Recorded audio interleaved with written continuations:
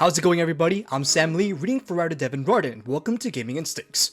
A Plague Tale Requiem is right around the corner, and I can't wait to continue Amicia and Hugos' story. Here are 5 new details, both in-game and out, we are excited for. Number 5. It's only for the current generation.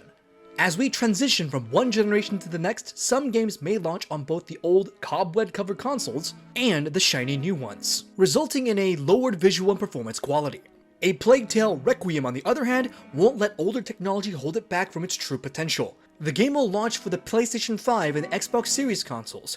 Even though Asobo Studio is an indie developer, A Plague Tale Requiem will take full advantage of the new generation hardware, showcasing crisp visuals and wider environments. Specifically, the sequel will accomplish set pieces that were previously impossible with the ability to render 300,000 rats at once. Thanks to the new hardware, the abundance of on-screen rats will be a terrifying experience that adds to the gruesome world. Number 4. It's coming to Nintendo Switch and Game Pass. With the Nintendo Switch being leagues behind the PlayStation 5 and Xbox Series X in hardware, third-party games rarely make their way to the console.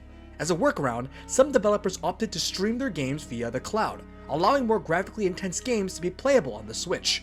I'm glad more people will have the opportunity to play and have the convenience of taking Amicia's adventures on the go. Probably more exciting is the game's day one availability on Game Pass, making the game easily accessible to several people. There's nothing better than downloading a new game on day one without forking over your hard-earned cash. Number 3. Smarter Stealth. A Plague Tale is a stealth-centered game where Amicia distracts enemies with a carefully shot rock and sneaks through tall grass. The downfall of the stealth system was that enemies would instantly kill you when spotted. Autofails in any games are obnoxious, smothering the player's urgency. A Plague Tale Requiem remedies this with the ability to run away when spotted, hide, then sneakily re-enter the combat area.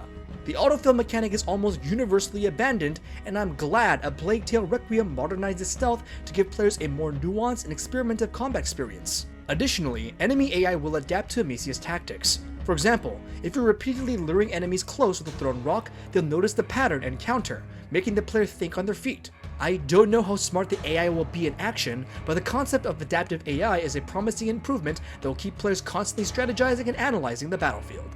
Number 2. Amicia isn't afraid to kill. In the previous game, Amicia was a young child entrenched in the morality of her parents. Even though the world was against her and her brother Hugo, she would avoid killing unless absolutely necessary.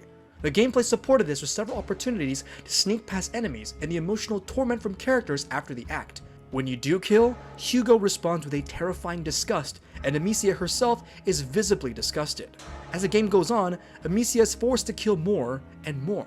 And now in Requiem, the once innocent child is numbed to death. You'll have a knife, making stealth kills much easier and more accessible, minimizing the need to sneak past your opponents. Additionally, Amicia will have a crossbow that ideally be easier and faster than the slingshot from the original. The tools and violent gameplay succeed in giving the player more combat options and staying true to the narrative. And finally, number 1, Hugos Abilities. Near the end of the original, Hugo unlocked the ability to control a swarm of rats. From the player's perspective, you can lead rats to enemies and eat them alive. Requiem will continue the ability, making it a core mechanic for combat. It does have a built-in cooldown, where if Hugo does it too long, he will suffer consequences. With that being said, the capability to render up to 300,000 rats at once will surely make Hugo an overpowered trump card on the battlefield. The child also has an echo ability that lets him and Amicia see enemies through walls. It's a classic stealth mechanic that was widely missed in the original, and I'm curious how the addition will augment the stealth sequences. Above all else, A Plague Tale Requiem adds a coat of polish to the established gameplay of the original. Though the gameplay itself doesn't look too different, I believe it will be much smoother and more accessible. We'll find out for sure when the game launches on October 18th.